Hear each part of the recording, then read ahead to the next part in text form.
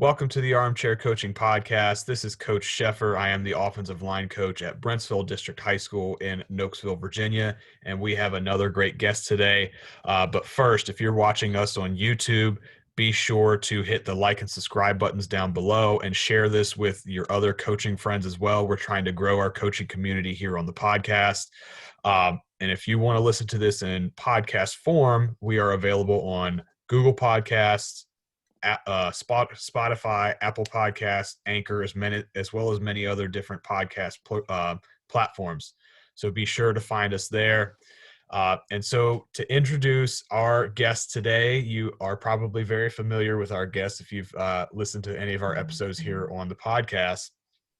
But our guest today is Coach Steve. Coach Steve is the varsity offensive line coach and run game coordinator at Addison Trail High School in Illinois. He also runs his own podcast called the Sideline Podcast with Coach Steve, which he was gracious enough to allow me to be one of his guests on. So I am returning the favor today. And thankfully, he is a regular contributor to the program profile episodes here on the Armchair Coaching Podcast. Coach Steve, thank you for coming in today. No, thank you for having me for this one. I've been fortunate to be on a bunch of your other ones. And this will be your worst one-on-one that you've had yet. So it's just nice to get that in there somewhere. I'll be the worst one, but it's got to happen somewhere in there. Your podcast is on a roll every night. I'm like, oh, he's got something else. He's got something else. So I'm going to take credit because I let you know about Anchor. So I'm going to take all the Bang energy drinks you get when you get sponsored. You send them my way, and I'll be good to go. But no, this is fun. I know you're having fun. This is a good time. Yeah, so I'll let you have those energy drinks because I'll be honest, I have not had an energy drink in a couple of years. So my energy drink is black coffee. That's about it. All right. So we're just going to jump right into it. I'm always interested in hearing everybody's coaching story because we all have a unique journey. And so could you describe to the listeners your own unique journey? Basically, how did you end up where you are now? It might be a long story, it might be a short story. So when I've asked coaches, I kind of figure out how they got into coaching. And I've always told people I was 15 or 16 years old. I said, this is what I was going to do. I knew that it was going to be football or basketball coaching, something. And it came from, I was an only child. I grew up in a small town. So I'm not the most social person. Like if you would have told me I'd be doing something like this, I would have told you were crazy. This is never going to happen. But sports was the way for me to like come out of my shell. My head coach was very inspirational to me, like to get me out of my shell. I remember after my last game as a senior, he said, "You're going to coach for me. This is going to happen." So then I went to college. I wanted to play college football. That was short-lived. So right when I was 18, I started coaching. I went to school at Eastern Illinois. It's about 45 minutes from where I grew up in Central Illinois by University of Illinois. One of my friends drove back and forth, so I literally drove down to school, turned around, we'd go back. So I was like a part-time volunteer coach, but it was offensive line, defensive line. And I was fortunate enough that I could just follow my head coach around because he coached those positions. So I was always around JV and varsity. I've never gone any lower, and that's not bragging. Maybe I think I should have. But at the time when you're 18, 19 years old, you're like, oh, I know everything. I'm around the varsity, blah, blah, blah, blah. So I was always coaching. I was always around like in the booth or, doing stuff. If you want to call an offensive analyst or whatever, that's fine. Like I would look at things, let them know, got my feet wet. And then my head coach was let go, and I was living in Charleston, Illinois. And so right before he got let go, I started coaching basketball in Charleston. I was middle school, 8th grade assistant. And then he got let go, and so then it kind of turned into, okay, he was let go. I need to find a different football job. I was coaching at the high school in Charleston for basketball, and this is how kind of one thing led to another. I was assisting basketball for the high school. The head basketball coach was the AD there. The track coach was in practice one day, and I walked in. They said, Steve, the assistant track coach quit. Do you want a paid spot for track? So I became a paid track coach during that season. Charleston's head coach was fired. They hired the defensive coordinator. I approached him to coach. His name's Coach Hogan, and he's one of my coaches' inner circles. If I need anything, I'm going to call him. So shout out to him. He was interested. He said, "What do you want to coach?" I said, "I love offense. I want to do offensive line. And if you need me for defense, defensive line." He said, "Okay, I'll let you know." 2 days later, "Hey, you're going to do linebackers. You're going to be the JV defensive coordinator, and you're going to be assistant to the varsity defensive coordinator. You're learning defense." And I was how old was I? 21 or something. I was a brat, and I was like, "Oh, I have to coach defense, blah, blah." I thought I knew everything. I thought I could do this. I thought I could do that. And first summer and first couple of weeks, I was stubborn. I was this and that. Like, me and the head coach butted heads. Went through that, had to learn the 3-4 defense. And then after that year, I was going to leave just because I was a brat. I was like, I need to leave. Me and him sat down. We built a relationship. We talked it out. And I kind of just finally got to realize that I don't know everything. I got to learn. So I sat back and learned. Then here's a so then a situation that nobody's gone through. I don't. Coach Hogan, unfortunately, we went through the summer together. It was kind of weird. He wanted me to be like the JV coach, but help out with varsity as much as I could. He said, "You're going to do defense and offense." So JV, he's going to have me call defense and offense. And I think it was a trust thing. Like, he's like, "I know you're going to do it," but that was just a lot. But then what started to happen was at 7-on-7s and varsity practices, he'd give me his offensive play sheet, which was golden. If he gave that to you, it was like, oh my goodness. I started calling offensive plays all of a sudden. And I was like, am I going to call plays? I don't know what's going on. Something wasn't right, we could tell, but it didn't happen until I knew. So the night before the first practice, it was rumored that he was going to resign. And I took that kind of personal because we were friends, and I was like, what's going on? Day of practice, I showed up at 5 a.m. or 6 a.m. He's there. And I'm like, okay, he's here to stay. I walk in. It's just me and him because I was really early.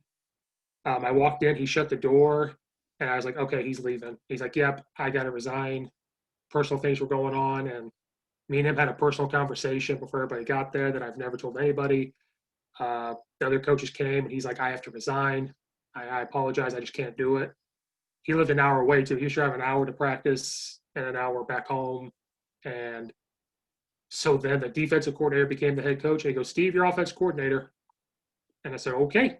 So that's kind of how I got it. I was 23 or 24 years old. I was offensive coordinator. We kind of made the decision just to run what we were running. We were a pro-style team. I did that for a couple seasons to be nice. I kind of ran my course there. A little bit toxic, but it was, I'll just leave it at that. That's another time. I was kind of just ran my course. I ended up moving up to the suburbs of Chicago. My girlfriend got a job up here. She's from the suburbs. So we moved up here. I wasn't going to coach anymore. It was so bad. I said, I'm never coaching again. I was coaching football, basketball, track in Charleston. Track treated me good. Basketball, I bounced around. Football, I said enough. I said, I'm never coaching again, ever. So we moved up here. I don't know anybody. Then one day, the way the Chicago schools are set up, sometimes you drive right by the field. You drove by a few times in the summer. I started doing this itching stuff, and I was like, I got to get back into it. So I got a teacher assistant job in the town we lived in Elmhurst. The only way you could be a coach there, though, was if you were a teacher. So I couldn't coach in the district I was working in. I reached out to a couple coaches. One finally got back to me at Glenbard East. His name is Coach Walters. He used to coach at Charleston, so he knew kind of how that town is. Brought me in. He said, hey, I want to bring you on because I told him I didn't like the way I coached. I was the bad cop coach. I was yelling all the time. And on a podcast I just did with a coach the other night, I said, that wasn't who I was. And I went home after practice and I hated it. I was like, I hate doing this. My hair is falling out, as you can see. Like, this is why. So he said, I'm going to bring you on. I'm going to bring you back to what you were doing. You're going to be a better coach. You're going to help us out with offensive line. And we just had an offensive staff and a defensive staff. Just offensive players, just defensive players. We had 53 kids on varsity, so we were able to do it. Showed up. He brought me under his wing. He saw I was like this old school coach, but I didn't like it. I was forcing it. And he said, no, let me show you how to adapt. And if it wasn't for him, I would never be coaching again. So I love Coach Walters. And And we had a great year that year. We went 10-1. We were 9-0 in the regular season, won the first round playoffs. They'd never made the playoffs since 1999. Never won the conference since 1965. We won the conference. We lost to East St. Louis. I think everybody knows East St. Louis. We lost in the second round. And it just was a domino effect. I coached there for a year. I was volunteer. Then another school, East Aurora High School. The head coach there reached out to me and said, I have an offensive line spot and a defensive line spot for varsity. Do you want to come on? We'll give you a stipend.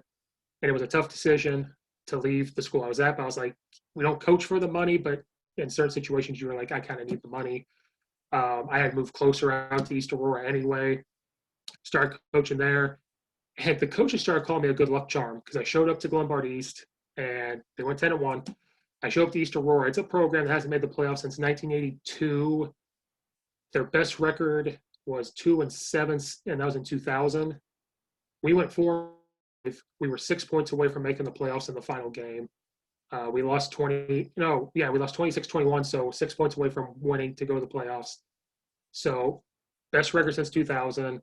They kept saying, you're the good luck charm. And I said, as long as I don't call plays, I think I'm okay. Because I called plays at Charleston. We didn't do so hot. We had a hodgepodge on offense. I had 15 passing concepts, 50 formations, 7 run plays. Like, it was just ridiculous. Playbook was like this. And so then coached there. I started coaching middle school basketball again. And I'm trying to find a track job. And then right before COVID happened, Addison Trail High School coach, he was the D coordinator. Their coach resigned. He took over. I had applied for that head coaching job. And he actually reached out to me. He said, hey, the AD said you had a good resume. I've been coaching for 11 years. He said, I need an offensive line guy. Are you interested in talking to me? So I was talking to him. He coached in a town next to Charleston, so he knew that place too. So it's all kind of weird how this comes together. Then COVID hit. Never heard anything again until the summer, and they finally got the okay to bring me on at Addison. He needed an offensive line coach and a run game coordinator, and so I accepted it. I only got to be around the kids for 2 weeks this year. So that's kind of how I ended up at Addison. We're starting our contact days past week, so it's been great. So I told you it's going to be a long story, but I've, a lot of basketball coaching, a lot of track coaching, and a lot of football coaching, a lot of refinding myself through some of these coaches, which I talked to a coach the other night. It was, not to get, put people's faith or anything, but it's kind of like I was meant to go down that road to get back. So I wasn't going to coach again, went back to it. So it's kind of how this has all come about. So this is where I am now on this Armchair Coaching podcast. That's how I ended up right here. Nice. Tying it all back into what we're doing just right now. And I will admit, I had I wouldn't say exactly similar journey as you, but a lot of the points that you hit, you talked about how you didn't like where you were as a coach, and then while you were calling plays, it wasn't working out so hot. I had some very similar experiences to that as well.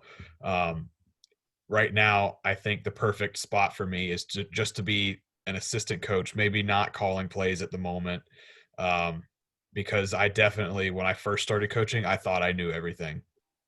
And now, like, the older I get, the more years I get into it, I'm like, I know nothing. Yep. It's like week to week too. It's like, I think one day I know something, and then the next week I'm like, man, I was wrong about that too. Oh well. So I like to also ask coaches about, leadership and culture. So how would you describe your own personal leadership style when it comes to coaching? So this is where I'm simple, stupid. I change this every single time because, like I said, I went through that mode of I didn't know what I was. When I first started coaching, I felt like I was a player's coach. I led by a player's type coach mentality. Like, I'm going to bring you over, you're going to cry on my shoulder, you're going to talk to me. But then I turned into that, don't know if you want me to curse, that asshole. Like, I was the bad cop. The head coach was a good cop. I was the bad cop. So I went through an identity crisis.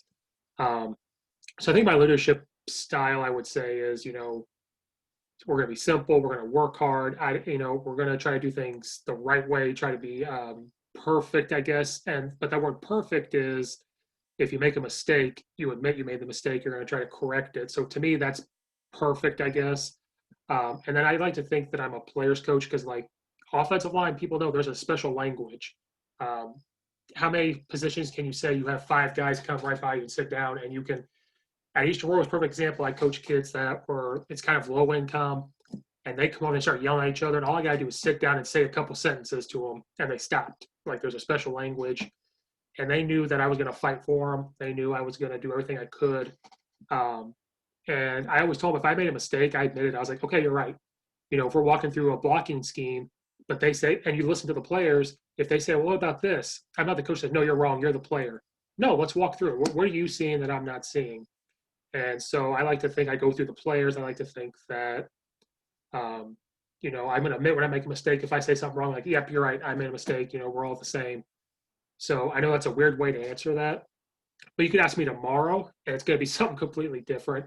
But like I said, I try to find myself again as a coach and try to bring it back to what I was doing. Because when I was volunteering at my high school, I knew some of those guys because they were freshmen when I was seniors or something. And by the time they were seniors, I could communicate better because I was closer to their age. I think they got their butt chewed out. I could pull them over and, like, explain it more than just yelling at them. I don't do as much yelling anymore at them. It's just coaching. So that's the simple, short answer to that. And hopefully everybody out there listening doesn't say this guy's an idiot and he doesn't know what he's saying. I'm sure they won't, because I'm in the same boat. Like, I just recently had Coach John Arnett on my podcast, and he was talking a little bit about his leadership style with he coaches offensive line down in Houston. And he was talking about how, yeah, we teach the schemes, but I'm not teaching robots. And so if they do something that's a little bit different than what we usually do on the scheme, I bring them over and say, hey, what were you seeing? And if they answer it correctly, they don't just give you like a rote little answer. They tell you why they did it. And if it worked, okay, good. Go back to the huddle. It's like, I'm not gonna correct you, and I also had Coach 2J, offensive line coach at UVA. He was on here last week, and he said something about how in the practice he allows his kids to during like indies and stuff like that, he allows his kids to experiment with their technique. Like, instead of always doing the exact same thing every time, maybe I try my one hand down low, one hand, stuff like that. And if it works, great, you can use it. If it doesn't work, now right? So being flexible as a coach, I think, is huge. And Right. What you were describing reminded me of that. Because you got to give if they know their why, like, why did they do it? They just come over and be like, oh, I don't know. If you give them that confidence to be like, okay, what'd you see? That's how I coached quarterbacks. I used to do that. Like, why did you do this? Tell me why. So if you give them that confidence because you're confident, they see how you are. They know they're not going to get their butt chewed out exactly, unless they just don't fire off or do anything like that. But to do that, that's what I tried to do last year. And that's coaching a lower income place kind of teaches you that a lot, because they need you as a father figure. And that's something I learned. I thought I knew that, but then going there, those kids needed me more than I needed coaching. And so I was like, oh my goodness. So that kind of stuff helps too. I think people should go through an experience like that. And so hopefully I can bring that over here where I am now, but we have to have football first in order for me to do that. But yeah, definitely. So part of your title as a coach is run game coordinator, and that title, that and like pass game coordinator and all that, that's become a lot more popular nowadays. So can you describe to the listeners what your duties are as the run game coordinator? it's my first time being called run game coordinator. I've always been O-line coach, D-line coach, offense coordinator, whatever. So since we haven't gone through a regular off season, I'm going to describe it the way we as a coaching staff talked about it and what the job was for me. And you're going to get to this later. They needed an O-line guy. The head coach, he's the head coach now, he's the D coordinator. He had to coach offensive line, and he goes, I don't know anything. He never played D-line. He played linebacker. They just needed a coach, and he said he'd do it. And he's like, I'm going to be honest with you. Some of the stuff I had to figure out and wing it. So he keeps telling me every day, I'm so glad you're here. We have a real O-line guy. But then what kind of happened was even the offensive coordinator, like he knows offensive line stuff, but he is quarterback, wide receiver type thinking. So I think they kind of just made this like, hey, if the old coordinator just worries about the quarterback, the H-backs, the wide receivers, and a little bit of the tight ends, and then the run game stuff I take care of. If he just focuses on that and I focus on the run game, I think we're fine because then I install the run game. He tells me what he wants. We talk about it beforehand, to make sure he's on the same page, which we have. We talked about power read, and ISO, which you guys call belly, but we call ISO because it's spread. We've talked about those just right now, and we talked about how to you install it. I have nothing to do with it. You do it. So if we ever come together, they should know it, and that's just you. So that's one way to describe it. And then we talk about like in a game, I'm looking at the box. I'm looking at the run game. He focuses on the pass game. So when we come during the game, I might say, hey, they line up like this. This is here. This is here. And we might even get to, if they can pick it up, because we're going to signal everything in. We might get into where, since I just worry about that, I might just signal into the lineman. Like we might even get to that point if they can handle it. So basically everything box-wise, run game-wise is me. If something goes wrong, it's on me. If I make a tweak, I have the full reign to make a tweak as long as I let the offense coordinator know. So I think that's kind of what you see with run game coordinators. I always wondered that too, because you see assistant offensive coordinator and the coordinator. I'm like, well, who calls plays? Who installs it? I think this works out perfect because once we're on the same page, he goes, that's you. Within the tackles, that's you. I worry about everything else. You tweak whatever you want on the fly. So I think it's going to be a good fit if we can ever play again. I think it's going to be fine. It's already happened. He took the wide receivers and stuff. I took everybody else. I installed power. He goes, how'd it go? I was like, yep, I installed power. And so I think that's how it's going to look. I've never been a part of that where there's been a run game coordinator or anything. So this is the first time, like, I'm going to be run game coordinator. He's going to be the offense coordinator. So it's very unique, very exciting, because I want to be back to be an offensive coordinator.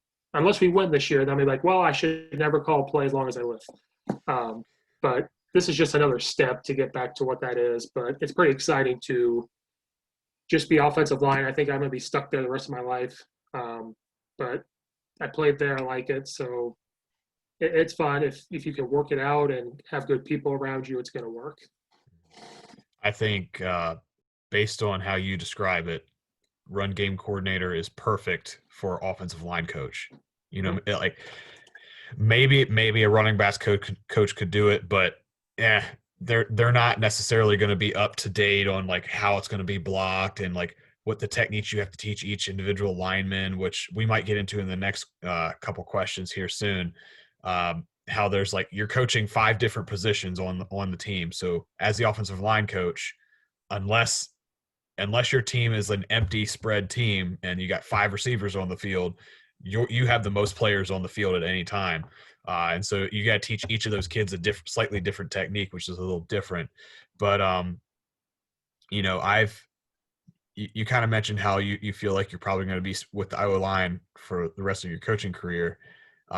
I was with linebackers the last 2 years, and I'm not saying like I'm very thankful for that, for being on the defensive side of the ball, because I had to actually learn the game from the opposite side. I was always beforehand, I was like, I'm an offensive coach, that's all I'm going to do. But I will say now that I have learned it from the defensive side of the ball, I feel like I'm a better offensive coach now because I really now do understand what the defenses are doing. Beforehand, I didn't understand it. I just like, I don't know what they're doing, but now I get it. I think I can think like a defensive coordinator.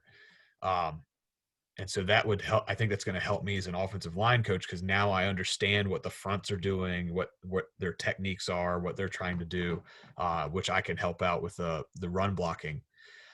So as an offensive line coach, what are some of your favorite offensive line drills that you like to run in practice? So again, a tricky question because I haven't been able to do anything with this team.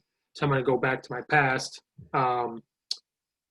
Inside run, I guess if you want to call that a drill, I love it. because we had college practices at Glenbard East. Literally, I walked on the field. I never seen this. Offense went that way, defense went that way. We're like, see ya. And I didn't know what we ran on defense that year. I knew we were 4-2-5, but if they called something, like if we averaged 45 points a game that year, so we scored a lot. So there was a lot of times where I stood there and watched defense. I'm like, okay, is that man coverage? I don't know what he just called. Like I'm just standing there watching. I love inside run because I think you can coach more. Drill wise, we had these chains, kind of like these chains you put on your wrist, and it helps you keep your hands here and your elbows in here. And I love just doing that with the bags, like moving around, trying to punch. You're keeping them inside. And if you have those things, it works. Then I think nothing can really replace just one-on-one blocks, double team blocks, because that's how stupid simple we were. Every day was the same. I don't have any unique drills really. Besides medicine ball stuff, I love medicine ball stuff, especially on pass blocking. They learn to keep that stagger. They learn how to roll the ball with them, and then they come back with this hand if somebody's coming. And then we do it with those chains. If we keep those elbows in and here, now they've really got to move with this, and it becomes muscle memory where they're stuck. And I'm a big fan of bags. People think that's JV stuff. They have to have quick feet. They have to do all that stuff. I think we're slowly getting away from six-man sled days. I know once in a while we did that at East Aurora, and you do it sometimes. I think we're slowly starting to get away from that. I think we'll go back to it at the school I'm at now, but the past couple of years, people are slowly getting away from it, I think, because some people say it teaches bad form because they're more focused on pushing as far as they can.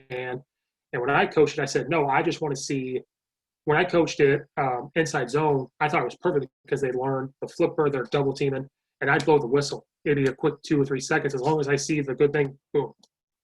But kids are kids. They want to push it 50 yards down the field. They're like, oh, I'm big and bad. So we're slowly getting away from that. But I do love that. We have the cool mesh shoot, so where it's not metal where they hit their head. The school I'm at, I'm very blessed. They have stuff like that. We have a practice turf field. Like we have all that stuff. Nothing can replace the shoots, I think. I love the shoots. So, like I said, I'm the worst guest because everything we do is so simple. But I think if you're simple and it's every single day and it fits to what you do, you're going to be successful. And I still think if I see an offensive line drill I steal it. But I think you have to have all the gizmos and gadgets like I talked about. If you have all that stuff and incorporate it, it works beautiful. And I love, if you're teaching inside zone, the double team with the bag where they have to get together, that bag stays, and they double team, and that should never drop until that linebacker comes. And it really teaches that. And I have to teach it now with powers, the gallop step. I have to go back to teaching that because we talked about it, and I said I'm going to get back to that, to blast them and learn how to get to the backer and all that stuff. So I love, drills are great. I think group stuff is better because you can actually see it firsthand. I think you do stuff every single day, and then you do the group stuff. That works better than just, we're going to do 6 drills today, and that's it. If you're doing 6, 7, 8 drills, you have too many run plays, I think. Because if you're focused on that, you have too many run plays. If you just have power inside zone or whatever, all those drills incorporate together, so you're stealing time. So, again, I'm the worst guest. I'm so simple. I don't have unique stuff. I'm just very simple so they can play fast. Hey, it's all good stuff though. I'm definitely a believer in the KISS philosophy. So I understand I still, this is my first year as the offensive line coach here at Brentsville. I haven't had an actual practice where we have physically been on the field and I am coaching the offensive line at Brentsville. It's been a couple years since I've actually done offensive line, and I'm just trying to okay, how do I keep this simple so that I don't look like a fool and that I don't confuse the kids, you know what I mean? And just use boards. Boards are great. I love boards. It gives them the right angle. But then, like you said, the other coach said, you also have to not be a robot. So if you find out, I'm going to find out real quick, I don't know what people believe in power. I believe in skip pull because you can stay square. You can find the hole when you run power to get to the line. Some people, step back almost like a trap. And I don't like that. I like the shoulders. If I'm going this way, I don't like facing this way to go back this way. I want to go forward. But some kids just can't do the skip pull. I watched film last year, and that's kind of what happened. They kept opening to go, and I think it's because they just couldn't do it. Mm-hmm. But I said, I'm gonna install it. We're gonna learn it. But if there's a different way to get those kids to stay square, and it's not exactly the skip pull, I'm not gonna force it. But like, I don't go away from basics. Like, base boards are great for first steps. I do fire offs. Stance is so important. I make them stand in their stance. That's the first thing I do. I think people get away from that. It depends on what you're doing. Like, we're a 3-point stance team. So I'm like, we are going to get you muscle memory where stance is important, because if you put your head down and this and that, and a blitzer comes through and you don't see it, that's on you. That's not the quarterback. That makes me look like a fool. And since I'm run game coordinator, I'm going to get a chew by the offense coordinator, then I'm going to have to chew out him.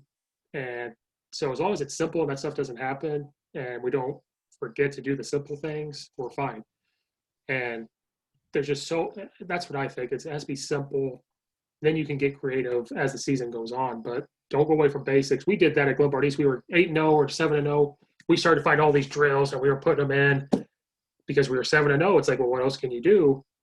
We went to that game, first quarter, it was like 14-7, which never happens. So we realized we were putting too much extra stuff in, and we got away from what we do. So I had Coach Kurt Hines on the other night, and I said, that philosophy, keep it simple, stupid. I'm stupid simple. That's what it is, and that's what I am. So when you had me on your podcast, you asked me this question, and I'm asking you the same question because I think it's a great one. It's a great discussion piece. It seems, when you look on Twitter, it seems like there's kind of a shortage of true offensive line coaches out there. So why do you think that might be? And do you think there actually is a shortage of offensive line coaches? Well, I came up with that because, one, COVID, I was losing my mind sitting at home. Two, when I moved up to the suburbs, it was always, I think it's because I played O-line and that's where I spent most of my time coaching. But at Charleston, I coached every position at some point. I helped with quarterbacks, wide receivers. And it's always, I need an O-line guy. And it didn't click with me till this Addison job. Like I said, he coached offensive line and he never did. Then he goes, we need an O-line guy. And then these couple days of our contact days, I'm so glad we have an O-line guy. I'm so glad we have this. And so it really is a thing of like, is it? And I think I asked Coach Bennett, then I asked you for after that. There's been a couple guys I've asked since then. So I'm going to steal from them because it makes you think. I know a couple of you said back in the day, O-line coaches were the offense coordinators. Now it's quarterback coaches, wide receiver coaches. I think, and I even asked Coach Mills, I think you're just seeing that when you play offensive line, it's a thankless job, and it shouldn't be, but it is. You don't know who they are. They're not in the paper. So I think what happens is a couple things, and it's happened to me. I played O-line and D-line. I would love to coach running backs or something. Like, sometimes you want to coach something you didn't play because it's something new. And if you're able to do that right out of high school or college, great. I didn't. I went right to O-line because I was different. I was like, I loved it. We're the only guys on the field that hit every play. And I loved it. I wanted to coach it. But then as I grew, I was like, I need to coach this, this, and this. So I think a couple things are, it might even be because of these up-tempo offenses. Maybe they want to be around these quarterbacks. They want to be around these wide receivers. When you watch TV, Coach Sheffer out there is a great person to watch on Twitter for this. He thinks there should be just an offensive line commentary, and I agree. You hear the blame. When a quarterback gets sacked, it's the lineman. But realistically, that quarterback is responsible for a guy on pass protection. So when he gets sacked, usually it's on him.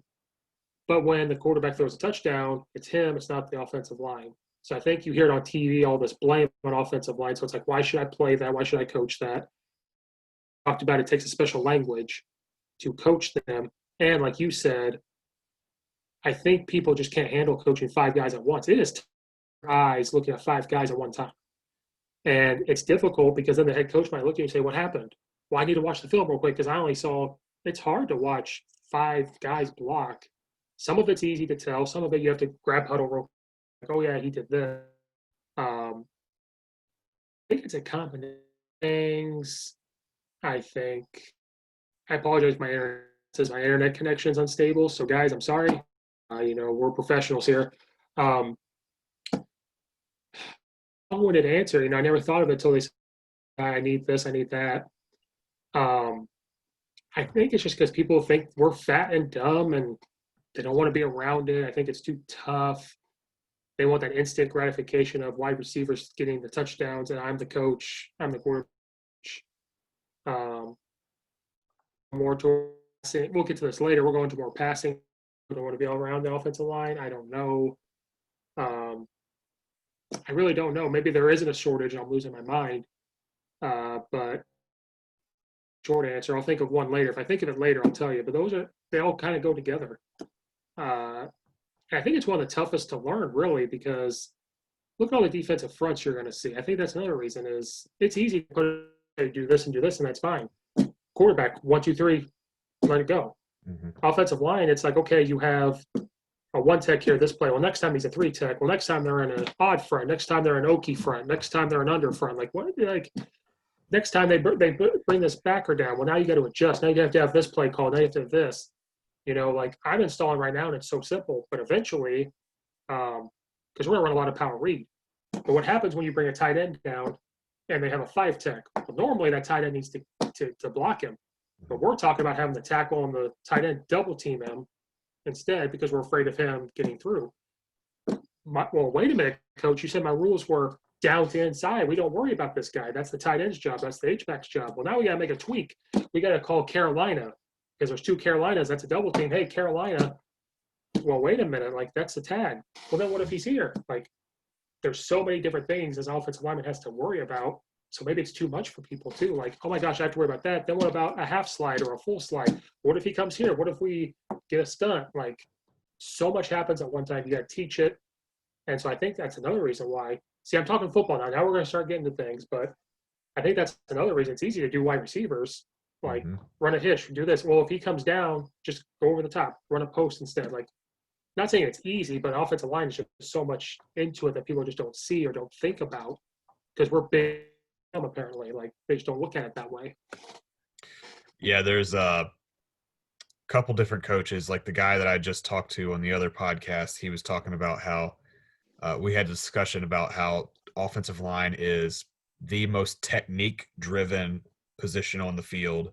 There's so many things you have to work on, and especially footwork, because if your footwork is poor, your offensive line play is poor. And so that's where it starts, but it doesn't end there. You got to do a lot more than just footwork. And then another guy I talked to, it was a guy I went to visit during a Glazier clinic, and I was watching his presentation. And he said the reason that he gets into offensive line, he loves it, is that there's so much more to it, so much more to the position than any other position on the field, that he wants to dive into it because he's a junkie, right? And so I completely get that. And for me, I think the biggest reason I did offensive line is because I used to play it. Mm-hmm. And so I came from that, that little fraternity of being one of those kids and understanding what it means to be the O-line. And then I went off and I coached other positions. And I'm like, I miss being with the fat boys, like I say that as an endearing term, right? I don't really mean that they're fat because they're still athletes, but it's like, man, I miss being with the big boys. Right. Mm-hmm. We hit every play and I would say there's it's defensive line men and offensive line men. Mm-hmm. There's nothing else like it. We hit every single play. And like I said, if I never played it, I never would have coached it, I don't think. And when you look at it that way, but it's like, it just comes to me, like, I understand it. And there's a language, and you have to have that card to get in. Like, here's your offensive line card. You know exactly what we're saying. Defensive line's the same way. I've coached defensive line. That's another one, but it's a little different. But those type of things is a special language that no one else has. Like I said, you can have some wide receivers come over to you and surround you, but to have offensive linemen surround you, just a couple words to get them to shut up and just go. Like, I could get them to do that. You get them to do that. And they forgive. Like, they yell at each other. And then 2 seconds later, like, oh, you're all right. Like, you never see that. Never see that. And you have to work in unison. Nobody else has to do that. We're the most important position. And nobody wants to admit it, but we are. Yeah. All right. And another question I'm stealing from you. but we're kind of flip-flopping it a little bit. When I was on your podcast,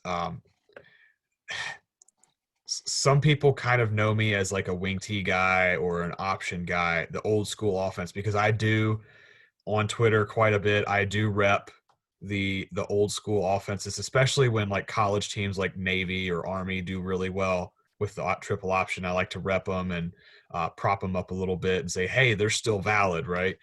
And I played in a wing T, and I've coached in a kind of a wing T type offense before, and it's what I know best. But we've talked about this before on other podcasts. I just love offense, period. It doesn't matter if it's spread, air raid, doesn't matter if it's under center, wing T. And you kind of sometimes on our other podcasts, you like to kind of poke at us because me and Coach Banster and Coach Bennett, we sometimes like to poke at the spread teams a little bit. And so you like to poke back, and you're definitely more of a spread guy, right? Yep. So I'm going to turn this question on you. Act like I'm an old school wing T guy, and you're trying to convince me. Why the spread? I'm going to answer a question that you're not going to ask me. I'm going to answer it first. I played in an under center option offense, and podcast made this, but us made better. Pick one here, three people, quarterback and three running backs. Take that H back and move them over. That was our base. Like, we ran midline option, we ran speed option. So I played in it, and then I coached in it, and I thought that's what I was going to do. I said, I'm going to be an under center guy. We're going to run the option. We're going to, once in a while get into shotgun because you have to sometimes, and you can still run the option out of it. That's what I thought I was going to do. Well, was I a junior or a senior in high school? You started to see the college teams run the spread, and now I describe it as that forbidden fruit in the Bible that you were not allowed to play an under center offense. The entire he had was an under center. You never talked about it. We tried to ask the coach to go spread once and twice. He goes, no, we're going to run the option. So when I was becoming a senior, you're going to hate this. The day I knew I was going to run the spread was Texas Tech, and when they played Texas and that Michael Crabtree catch. I kind of knew watching Oregon and watching Tim Tebow, Ohio State down. You started to see that, when he was at Utah, all those guys, Chip Kelly and all them. When that happened, I said, I don't know if I ever coached the spread, but I want to learn it when I get older. So I didn't necessarily start as a spread. Charleston, it was style, like it was double tight I formation. We still got gun. But I still was out reaching out, learning spread. I love, just learning it.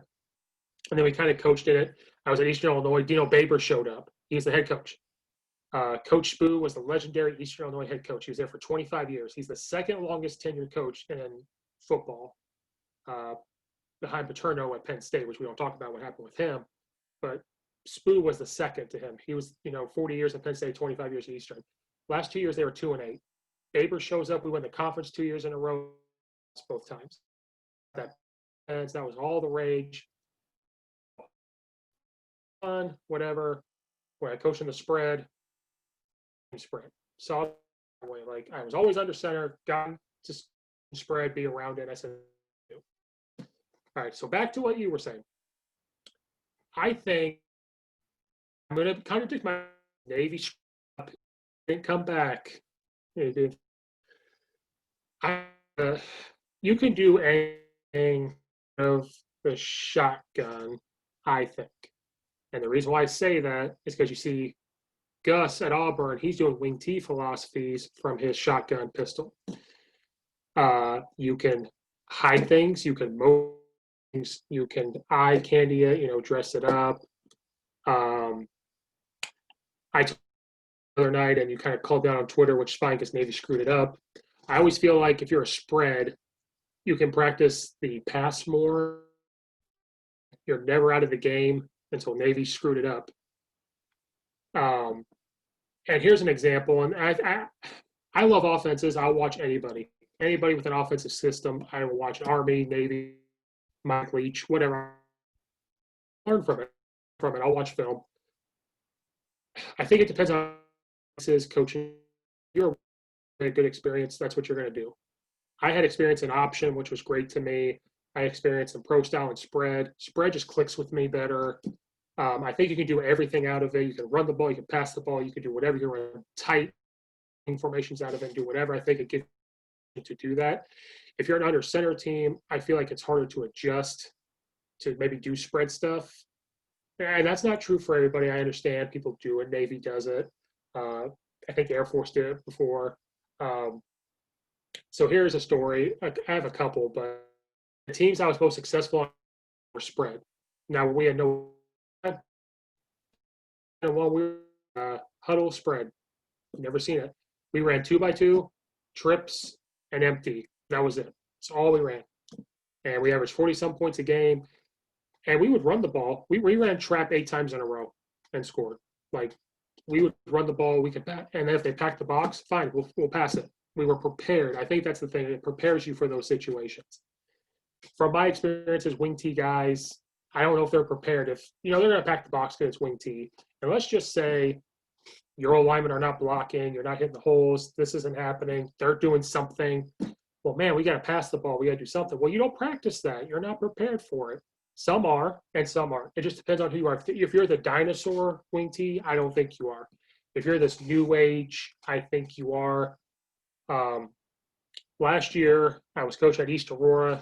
We had to play the school I just left at Lombard East. So it was very emotional. Like, I don't know if you want to say emotional for me, but it was very competitive. There was no ill will. It's not like I want to beat them because I hate them. It was just competitive. We were down 21-0 in the second quarter. And I said, oh, boy, here we go. We were a spread team. We were on Gus's stuff, but we also spread. Well, we got on them. They threw an interception. We threw 3 passes and scored. So now it's 21-7. We stopped them from scoring. We score in 5 pass plays. Again, now it's 21-14. They throw another interception. We run 2 run plays, a screen, and a pass or something like that. We score again. Now it's 21-21. And I'm like, if we were in the spread, I don't think we'd be able to do that.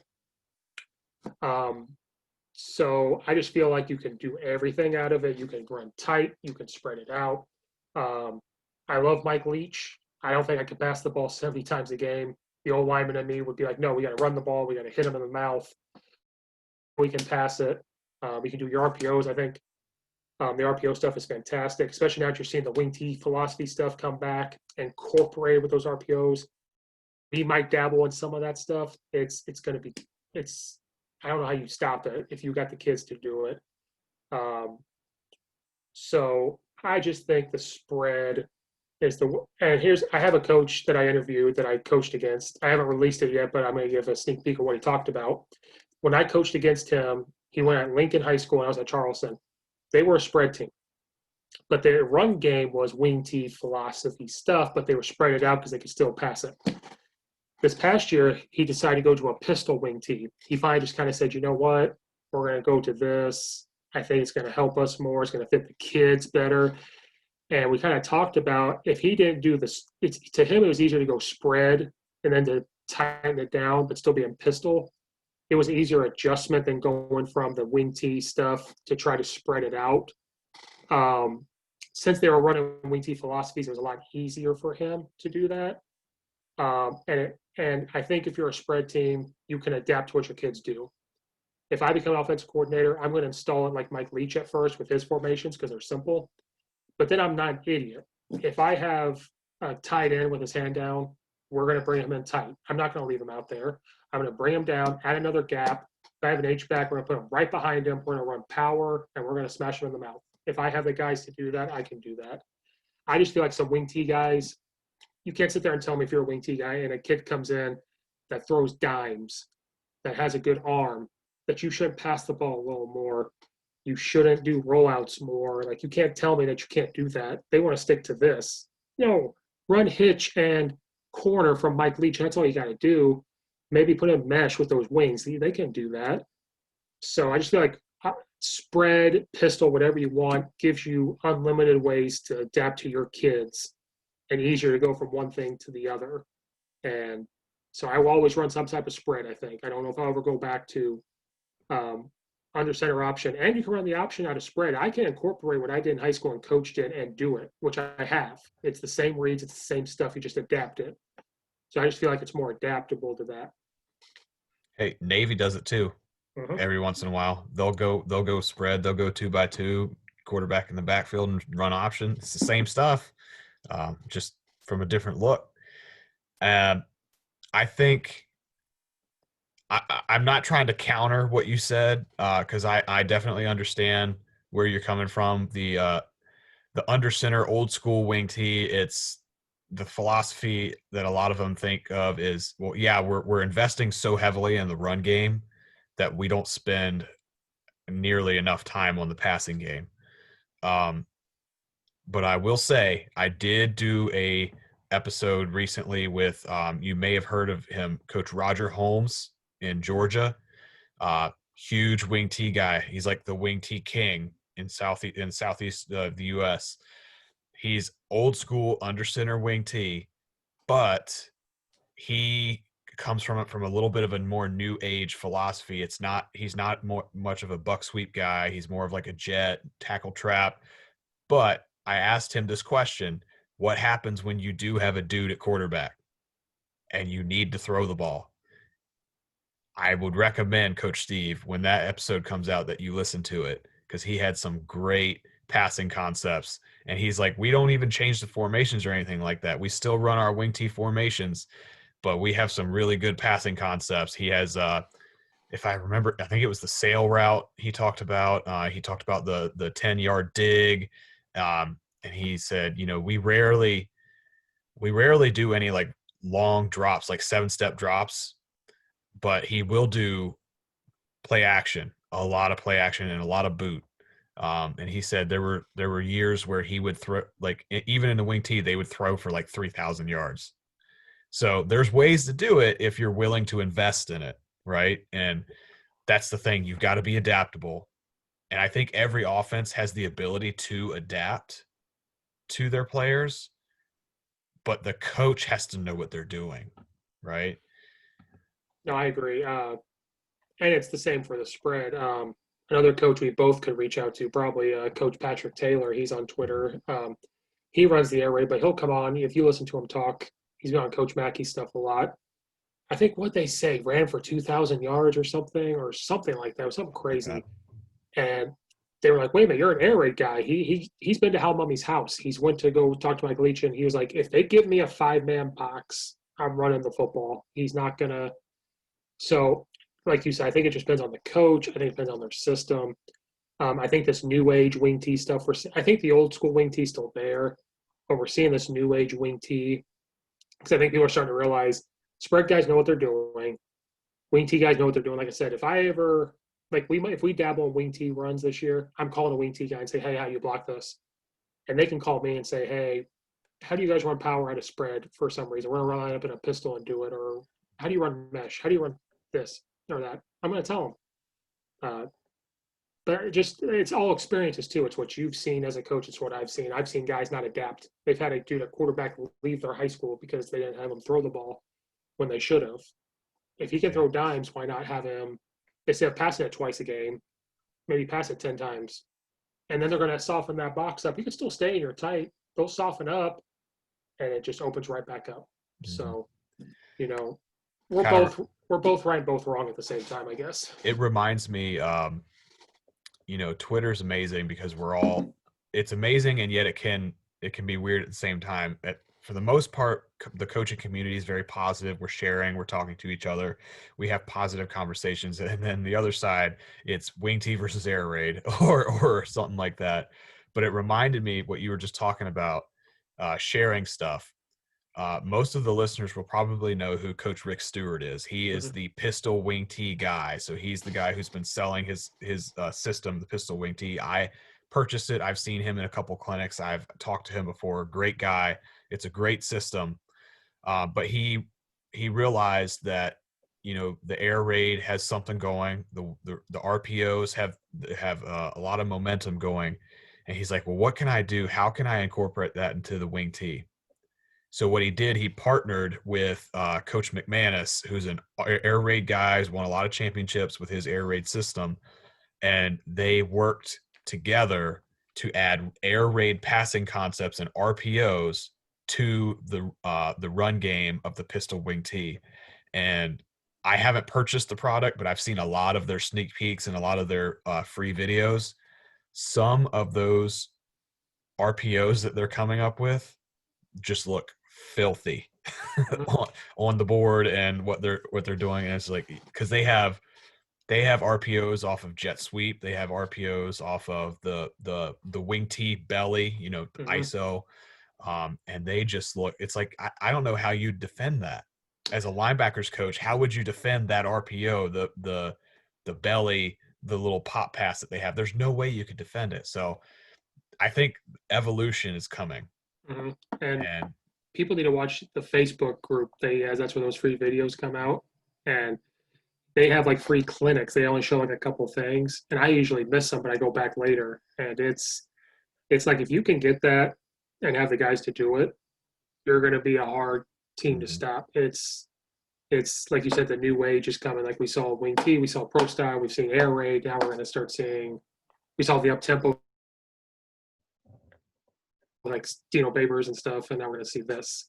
I am glad I am not a defensive coordinator when the stuff is coming out. Exactly.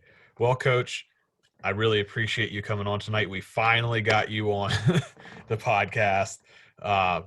So are there any final thoughts that you have for those coaches out there who might not be coaching right now?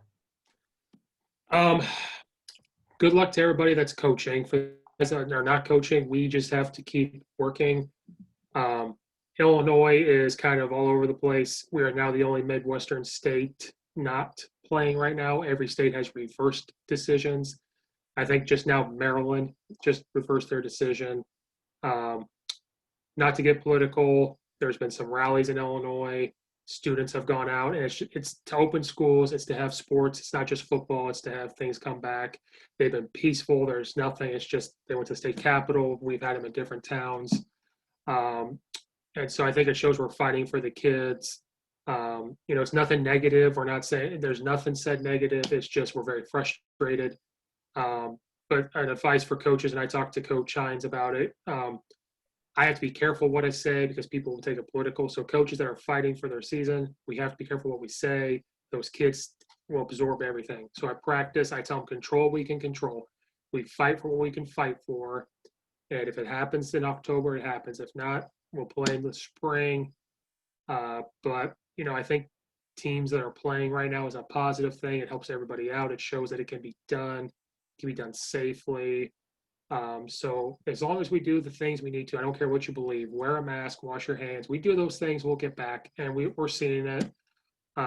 So guys that are not coaching right now, we got to keep. I know people like the word grinding it out, but we got to keep working hard. We got to control what we can control. We got to reach out and do things like this to have some therapy. We have to do this to get better as coaches, because if those kids don't see us getting better, why should they try to do it? Keep reaching out to the kids to make sure they're doing okay, because this Zoom stuff is taking a toll on them. So hopefully we get back into the schools safely. Hopefully we get back to sports, not just football. I know we're all football, but I want to see volleyball happen. I want to see soccer happen. I want to see these kids do this. So as long as we keep fighting for each other, staying positive on social media, fighting for and control we can control, I think we'll be okay. So I'm living vicariously through coaches that are coaching right now. Indiana's playing right now. Coach Mills, if you listen, I told you I'm living through you right now. Maryland just reversed. So if you're out there listening, I sent you a message. I was like, I'm living through you right now. Mm-hmm. Yeah, they're just north of us here in Virginia. So I don't foresee. You'll be next. We'll see. I don't know if I'd be quite ready to just start like that, but we'll see. All right. Well, this has been the Armchair Coaching Podcast, and this is Coach Sheffer signing out.